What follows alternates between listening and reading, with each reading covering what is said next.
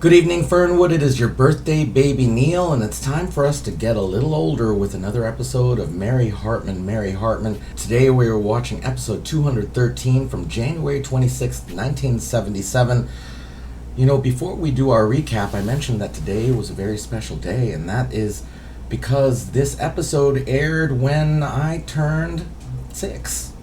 So I will post a picture of myself from around that time. I don't know exactly how old I am in that picture, but there you go. Thanks for celebrating my weird birthday episode.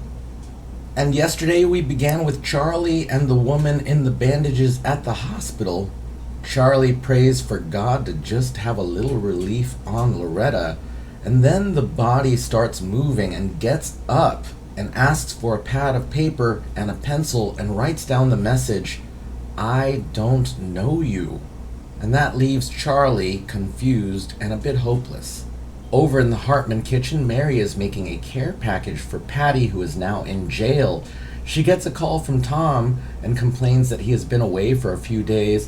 Then May shows up and asks Mary for help to be an usher at the meeting that she has coming up soon for the Olinsky report. After May leaves, Tom shows up and Mary is angry with him and a bit scared. He tells her that he was drunk and passed out and doesn't want to explain beyond that. And then over at Lou's place, Lulu does a quick number before Mac Slattery comes in and asks for the answer to the question that he asked many days ago, and that was, would Lulu marry him? Mac says he wants no other men in Lulu's life and pulls out the picture of Charlie, and he recognizes Charlie, but Lulu is ready to tear up the photo and start a new life with Mac. As I mentioned before, Patty is in jail and she gets a visit from Mary Hartman, who is treated like somewhat of a celebrity by the guard. Mary asks Patty what she had to do with the death of Garth, while also trying to trick any surveillance that she believes has been planted. Pat's lawyer shows up and offers some kind of plea bargain. Mary admits to killing Garth, though to be clear, she's also taken responsibility for Leroy Federer's death, so I wouldn't take that too seriously. In any case, the lawyer says that if Patty doesn't take this plea deal, it could go to a murder trial. And everyone, that was the lead up to today's episode, which again aired on my 6th birthday. Woohoo! Happy birthday! Why don't we find out what we've got to talk about?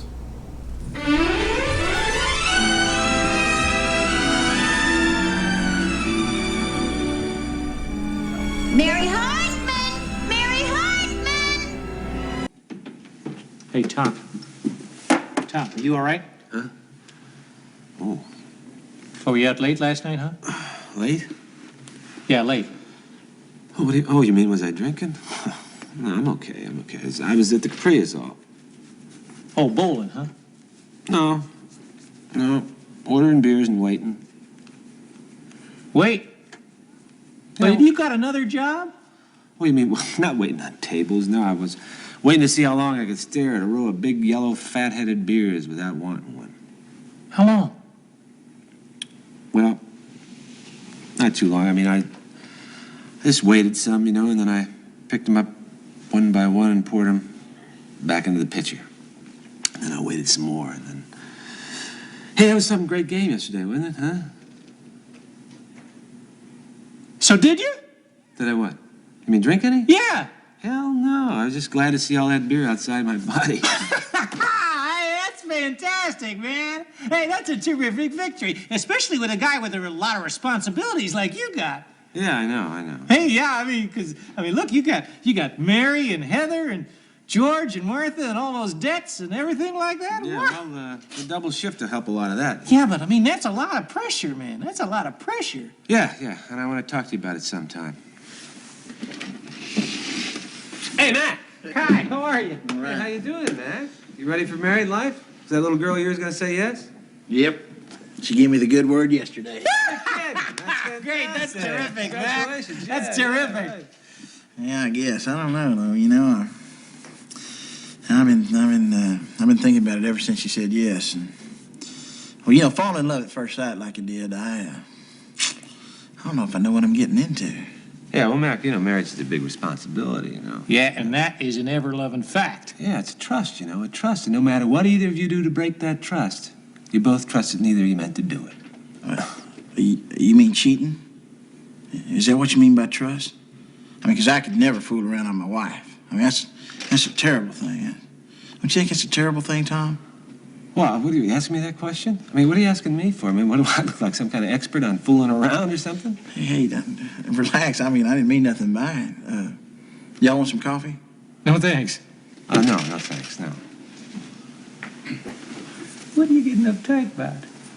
What do you mean? I mean, that was months ago, man. That's all healed up. Why didn't you just come out and say it? What are you talking? You're talking about May, you mean? Yeah. Oh, that's healed up tighter than a wet rag. It's not that. It's just that, hey, you know what?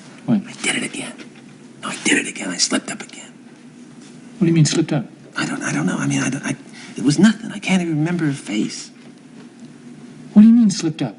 Well, it was a couple of days ago. I woke up. I was with this, it was zero. It was nothing. I was with this little waitress named Lulu in a little cafe. I don't know how I got to, right? I was drunk, blind, too blind to see her when I lay down. And when I woke up, she was gone. Tom, well, I'm sorry I said that. You brought the disgusting subject up about cheating. I mean, I wouldn't do it normally, but, well, I'm scared. What do you mean? What, are you scared? You scared you'll slip up, Mac? No, hell no, I ain't scared of that. I'm scared she'll slip up with some dude and I'll kill him. I mean, I'll blow his brains out. I'll splatter him to Baton Rouge. Hey, easy, Mac. Easy. I'm sorry, guys. It's just that's what I'm afraid of. I'm afraid of myself. I'm afraid what I'll do to any fella I catch fooling around with my Lulu. I mean, I know that she's just a waitress in a sloppy little diner. But to me, she's all the happiness I'll ever have in the whole wide world. Tom, we gotta get back on the line. Later, Tom. Charlie. Later, Charlie. No. Later. Oh. Later. Yeah, okay. Take it easy, Mac. Take it easy, Mac. Listen, Tom, I'm kind of glad he's gone because I need to talk to you about something. This is going to sound weird. I mean, my little Lulu, she's the sweetest thing in the whole wide world, but she's real shy about her past. She wants to forget it, which is okay by me because, the past is past, if you know what I mean. Huh? Oh, yeah. Well, anyway, this is the weird part. She carries around this picture of Charlie Haggers in her pocket. She says she doesn't know who it is. Hey, wait a minute. When did you say you met this Lulu? When? I don't know. It's 3 weeks back, maybe more. 3 weeks ago? Yeah, I was on the Fernwood dating route, and stopped in Lou's to have a beer, and walks this living angel. Looked like she'd been shot out of a cannon. I just remembered something. But wait a minute, I ain't told you about her voice yet. Her voice? What do you mean? She sings too? Sweeter than honey. Oh my God, I gotta run. Hey, so listen, I'll explain later. Could you just tell Charlie,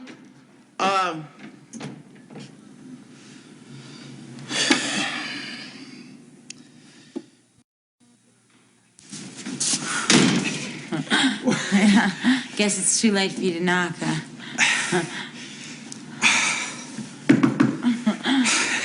Come in. Right. Surprise, Mary. Oh, Merle, another gift? Yeah.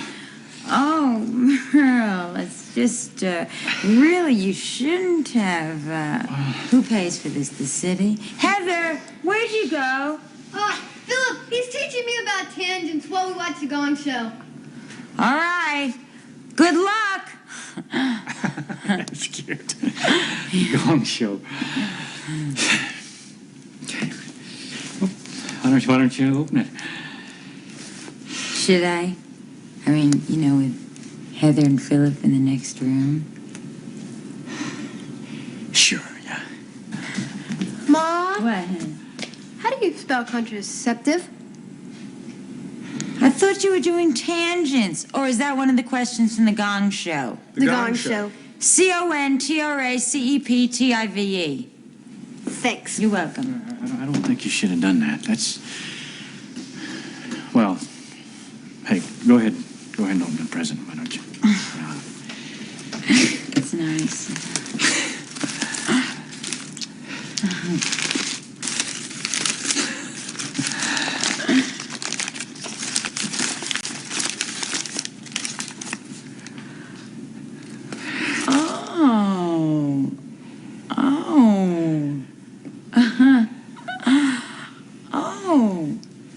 A chicken. That's a wind-up chicken toy, Mary. Oh, Merle. Oh, Heather is gonna love that. Well, it's not for Heather, Mary. It's for you.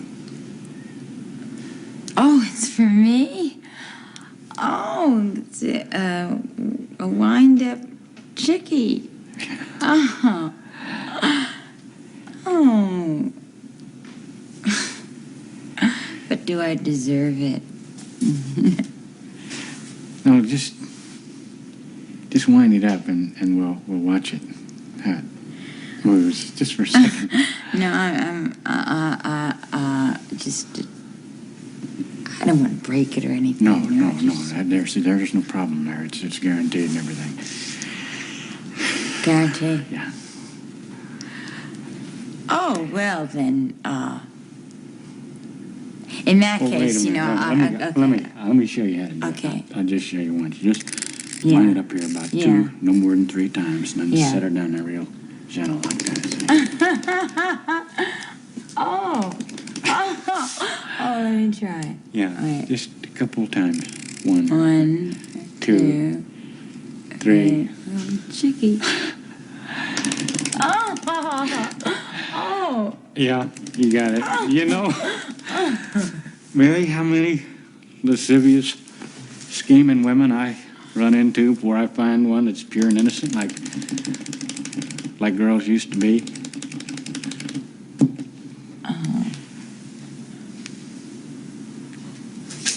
Oh, Merle. Did you want to hold the chicken for a while? Could we meet somewhere tomorrow? You mean to spend some time with the chicken? Oh, Merle, I would just love to. I'm just so sorry. I can't. You see, I'm going to be an usher at May's sexual clarification and frankness meeting. Which reminds me, oh, my God, I've got to write some... You don't happen to have a pencil on you. I have to write some notes to remind me. Oh, never mind. Isn't this silly? I mean, here's one right here. I just have to write some notes to keep some things in mind. Now, let's see. I said that I would meet, greet, seat, and service. And that was my little rhyme. That was, if she has refreshments. So now, what I have to know is, are you and your wife, Wanda, going to be there? I mean, I just like Wanda so much, your wife. Almost as much as I love Tom, my husband.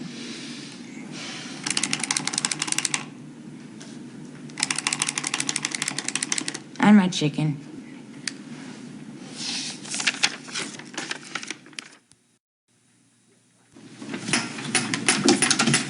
Hi. Coffee? Yeah. Listen. Hey, is that Lulu? Huh? Mm-hmm. Let me ask you a question, okay? I mean, is she kind of a hometown type girl? Is she? Lulu? Yeah. Yeah, I guess she's from a lot of hometowns. Oh. Lulu's a gal that's really been around. Excuse me. Yeah. Lulu? Oh, hi there, trucker. How you doing today? Good, I'm fine. I'm Tom. Well, Tom yeah. Hartman. Nice to meet you. Where are you from, Tom? Well, I'm from Fernwood. Bet you like a good time, don't you? More than you'd dare to admit and your wife would permit. Yeah, you're married, right? Yeah, I am. I can always tell a married guy, because you know what else, too? I know in Fernwood, they probably wouldn't let a good-looking guy like you run loose. You know Fernwood? Uh-uh. Hey, listen, do you happen to know a song named Baby Boy? Mm-hmm. Huh? kind of goes, yeah, you must know it, because it kind of goes, baby boy, baby boy. Do you know it? Yeah, now that you mention, I think I heard that country thing on the radio a couple of times. Well, my best friend, I got a best friend named Charlie Haggers. I mean, he goes crazy over that song. And me and my wife, Mary Hartman. I mean, she and me, we think the world of him. Speaking of your wife, sounds to me like maybe you'd like her to take a little vacation from you, from your big, beautiful self. Hey, Loretta, I'm in Lulu. Hey, good looking. What's cooking? Hey, Mac, maybe. Hey, don't worry about Mac. He won't tell your wife or nothing. Listen, honey, we got us a little rooster here, wants to scratch just a tad outside of the pen. You know what I mean? You help us a little bit, find something for him, I don't know what you mean. Oh, honey, get him a gal. Hey. Come back tomorrow. We'll get you a real tasty gal. Listen, Lulu, Hey, Tom, listen, hey, if you don't fool around, I don't judge nobody. Let Lulu fix you up. Yeah, she's got real good taste. She's marrying me, ain't she? Yeah, you bet you I am, Sugar Plum. What? Woo! Loretta, Lulu. It's after 8 and no one's shown up. To be exact, it's after 8:30 and nobody has shown up. Oh, I May. I'm so nervous. I've never done anything like this before. I know. And I've really counted on the people of Fernwood. This is so unfair. Just because you've been branded a homewrecker and a rabble-rouser and a blight on society, to punish you by not coming to hear your sex lecture. Mary, maybe we should call this thing off. The problem seems to be is there's a lack of communication. People don't realize that the filthy smut that you're pressing on them is really very good for them. So give it a little weight here, okay? May, we have an audience. Hello. Welcome to Fair Play is Foreplay. Gee, it's so nice to have you with us. Good to see you. Listen, if she happens to say anything that makes you sick to your stomach or anything like that, could you pretend like it's a big nothing? Could you do that? So would you like to sign our little guest book over here? Would you like to? Huh? No? Oh, okay. Well, then why don't I'll just show you to your seat. If you could just follow me now, be very careful, and just follow me. We'll see if we can get your seat. Okay. Okay, fine. Okay, now, look, here, this looks like a wonderful seat. Why don't you sit down there? That would be a good seat. Oh, May, I cannot believe how this is going. I'm telling you, May, we're just going to pack them in. This is going to be incredible. Oh, my God, see, there are more interested citizens. This is good. Hello! Welcome to Fair Play is Foreplay. Hi, how are you? It's really good to see you. It really is. Now, would you people like to sign our guest book? No. No. Would you like me to check your ball bats? Yeah, well, why don't you sit down like in the last 3 seats at the back row? That's good. That's real good. Oh, May, this is wonderful. This is wonderful. I'm telling you, this is a wonderful thing. Hello, welcome to Foreplay is Fair Play. These are our buttons that we use. You don't have to stand over there. We have plenty of good seats left. We'll stand. Oh, that's a good idea. You mean so you could get a better picture? Is that why you get a better? She is a troll one, isn't she? Yeah. Mary. What? What? Can you believe this, May? Can you believe how well this is going? Mary, who are these guys? It looks like a lynch mob. Oh, May, I wouldn't worry about a thing. As long as you keep in your mind that what you have to say is educational. Oh, thank you, Mary. I needed to hear that. Yeah, you could.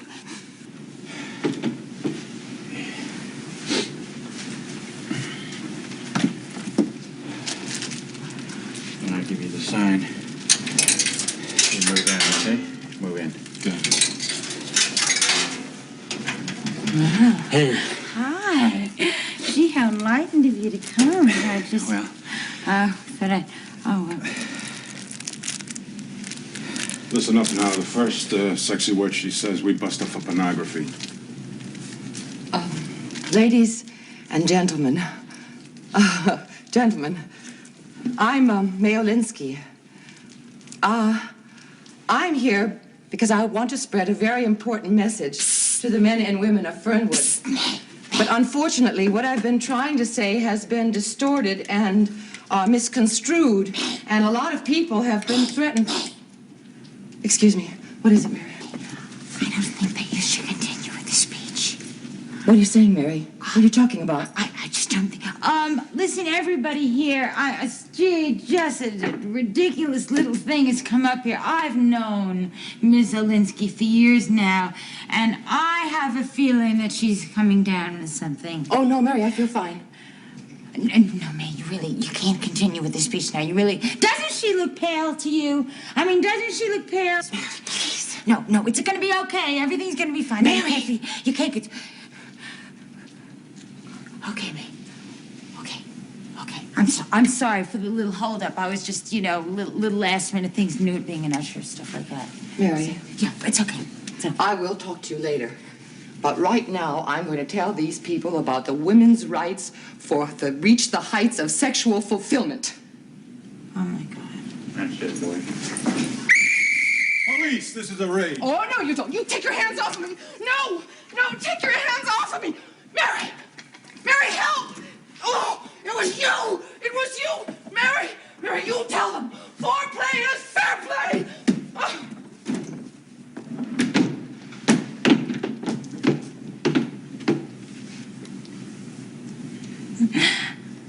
Hi. I'm sorry. This is, awfully embarrassing, and I don't really know what to say or, anything like that. I mean, she was just trying to help. But could you please don't go. Please don't go. Thank you. I'll admit, myself that, I'm pretty much like you fellas, and I found, that I was shocked when May Olinsky first told me, her views on, what those in her profession call sex. Maybe she's right, and, maybe she's wrong. Maybe women have been cheated for thousands of years. And maybe they haven't. Maybe they haven't.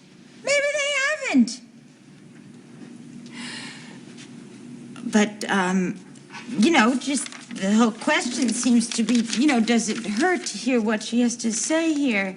I mean, you see, these are her notes here. The notes right here, these are all her notes. Now, these are just words, right? I mean, look at that. These. See that? I mean, look here, that's just it. It's a word, right? Word, or. You see that? Or look at this one. It's a... Oh, my God. Well, okay, they're just words. I mean, right? I mean, words, what's it hurt, right? What is this? It's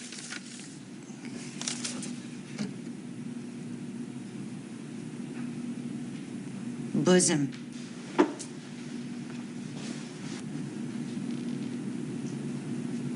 Stroking.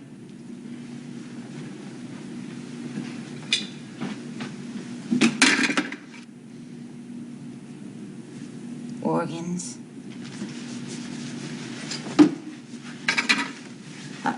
Glands.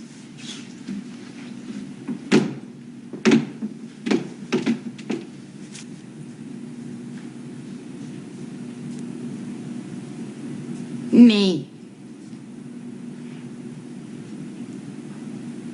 Orifice. Yeah. So we start with Tom and Charlie in the break room, kind of reviewing the last few episodes and Tom working on his alcoholism. At this point, like I mentioned a couple episodes ago, is really just cold turkey. There isn't support for him in that he has not arranged for any support. He's not looked for any support that I can see. And then Max Slattery shows up and says that he has proposed to the woman that he is in love with. And it takes a bit of figuring out, but Tom has put 2 and 2 together finally. I think he was a little too dazed when he ran into Lulu on Monday. First, Tom thought that he slept with Lulu, and then Mac, insanely jealous, says that anyone who sleeps with Lulu is gonna be in big trouble. So Charlie heads out, and then Tom figures out that Lulu and Loretta are the same. 3 weeks ago is when Loretta disappeared, and 3 weeks ago is when Lulu appeared. So Tom runs out, and, well, we'll see that scene soon. And then we get another creepy scene between Merle and Mary. Clearly, Merle is on the hunt, and he's looking for someone who seems kind of virginal. And not that Mary is a virgin by any means, but she has a childlike quality that is inherent to her character. It's one of the essential bits of, what she wears and how her hair is. Those are all childlike things. And Merle brings a toy, a little wind-up chicken that couldn't quite work, though it was guaranteed. And Merle, very plainly in one line, says that he wants to meet Mary privately, but she puts it off because of her commitment to May's meeting, which we will also see later. Heather and Philip show up and ask for the spelling of contraceptive. Apparently the Gong Show was in full swing at this point, and I remember loving the Gong Show. I really, really dug the movie Confessions of a Dangerous Mind, based on the book also by Chuck Barris. So that's a trailer that's going to be put up here, and the book is a lot of fun, and, well, the Gong Show. Mary is Merle's target at this point. And yes, they did share a kiss, but Mary is clearly trying to avoid that again. So this is a bit of the seduction that we saw last season with Dennis. Dennis put his attention on Mary. Merle is now putting his attention on Mary. And Mary is wanting none of it. Well, not exactly none, as she is always a bit conflicted in her feelings. And then we head to Lou's with Tom talking to Lou for a moment and then approaching Lulu. And he doesn't act like he recognizes her, but it seems pretty clear in the context of things that he does recognize her. Her face it's Loretta's face with some makeup on it, and her hair's a different cut. And Lulu has no recognition at all of Tom or Mary Hartman or the song Baby Boy, which I was thinking of including in my intro, but no, she doesn't even recognize that. And then Matt comes in and, well, he gets a bit protective, though not too protective because someone could be attracted to Lulu, clearly. However, this is when Tom finds out that Mac and Lulu, they're the ones who are engaged. And then we hit the meeting in the factory break room. Took me a second to realize that that's where it was, but May is setting up and no one has arrived. It's a half an hour late. And then men with baseball bats show up and are surprisingly quiet and calm as they are led to their seats. And then 2 men sit in the back. And it's clear after Merle shows up that they are police and they're going to raid the meeting. And again, Wanda knew this was going to happen. However, after they take May away, Mary takes up the meeting and starts improvising. Not necessarily very cleanly. She literally is just picking up any piece of information she can to continue this meeting. And there's surprisingly little violence other than the threat of violence. There's definitely not a riot, which I had expected. In this case, the men are halfway listening until they hear something that puts pressure on men, until they hear something that is related to sex, and then it is just Merle and Mary. We have a pregnant pause. So everyone, that was our midweek episode from my birthday of 1977. Thank you so much for watching with me. Thank you for putting your thoughts and feelings down in the comments, and thank you for getting a little older with me. We will see you tomorrow night in Fernwood.